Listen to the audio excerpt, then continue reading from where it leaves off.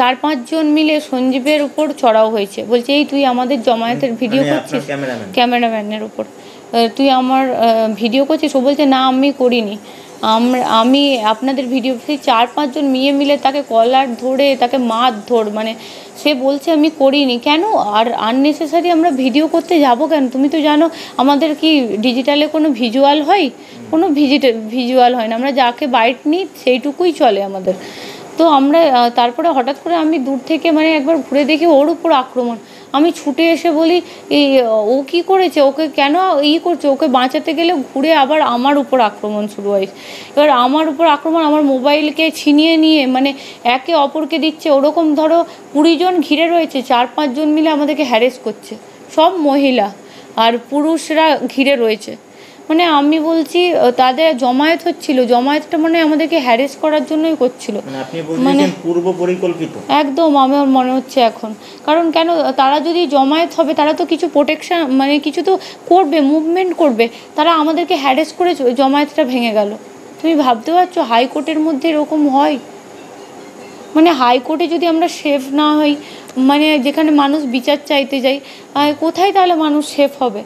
High court চত্বরে যেখানে আপনি আমি সবাই কাজ করি, মানে আমরা ডিজিটাল মিডিয়ার যারা ওখানে রেগুলার যাই তারা জানি ওখানে প্রেস কর্নারে বসে আমরা কাজ করি।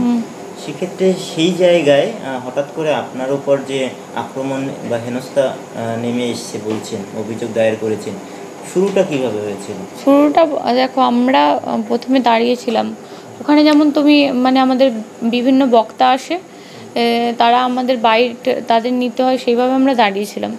তো দাঁড়িয়ে যখন ছিলাম তখন আমার ক্যামেরা পার্সন এরকম তোমার মতো স্ট্যান্ডে করে দাঁড়িয়েছিল, মানে মোবাইলে স্ট্যান্ড করে। তো এবার হঠাৎ করতে দেখছি আইনজীবীদের সব জমায়েত হচ্ছে।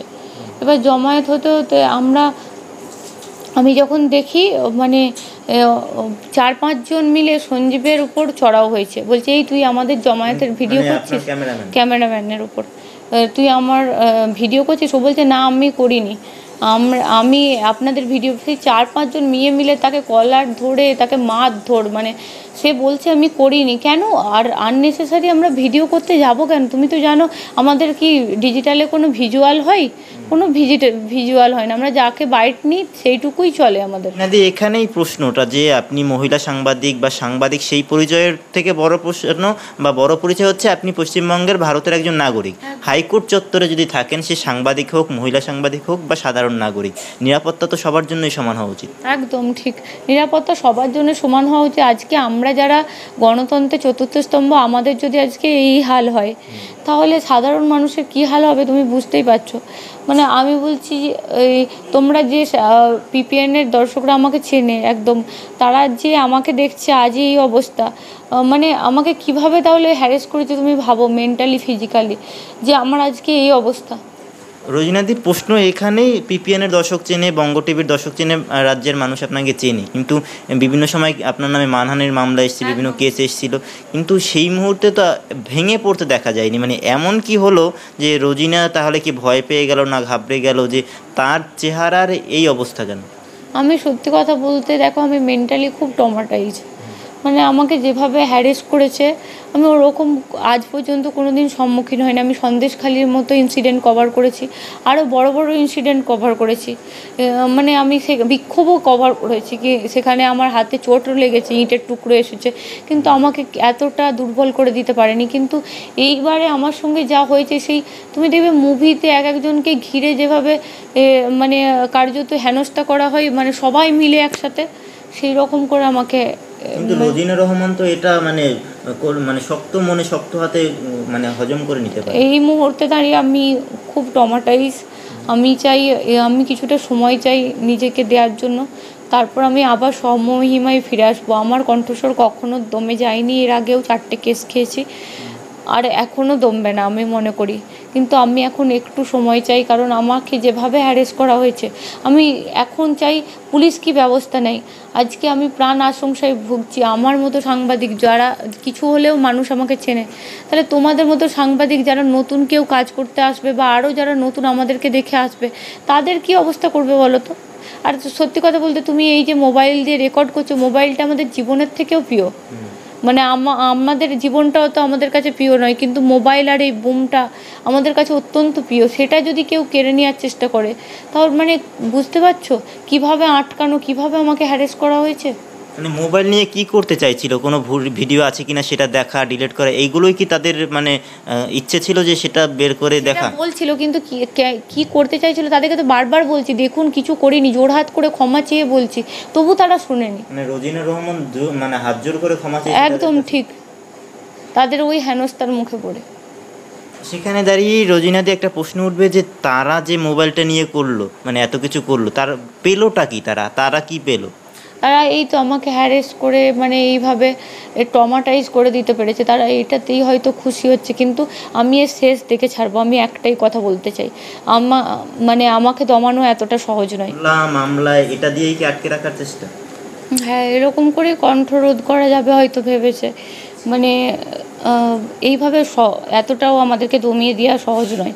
আমি এইটুকু মনে করি, সবাই পুরো ফ্র্যাটার্নিটি যখন আমার পাশে আছে, সবাই এই মুহূর্তে আমার পাশে আছে। আমি মানে সত্যি বাংলার মানুষকে কুর্নিশ জানাই যে প্রত্যেকে আমার পাশে আছে। আর তোমরা যারা আমার বন্ধুরা আছো, কাল থেকে প্রচুর ফোন সবাই যে রোজিনা দি কেমন আছো, মানে যে যেমনভাবে মানে মেন্টালি ফিজিক্যালি আমার সাথে থাকার চেষ্টা করেছে, কাল থেকে প্রত্যেকটা মানুষ পাশে আছে।